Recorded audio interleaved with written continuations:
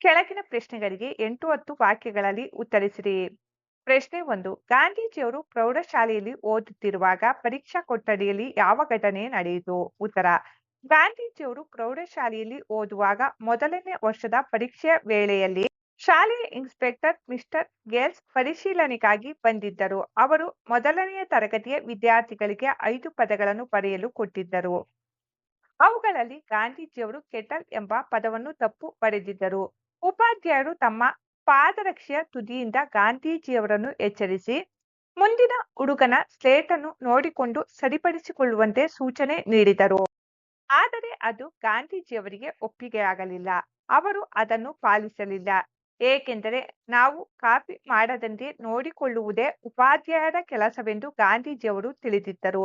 ಇದರ ಪರಿಣಾಮವಾಗಿ ಗಾಂಧೀಜಿಯವರನ್ನು ಬಿಟ್ಟು ಉಳಿದವರೆಲ್ಲ 5 ಪದಗಳನ್ನು ಸರಿಯಾಗಿ ಬರೆದಿದ್ದರು. ಗಾಂಧೀಜಿಯವರು ಕಾಪಿ ಮಾಡುವ ಕಲೆಯನ್ನು ಕಲಿಯಲಿಲ್ಲ.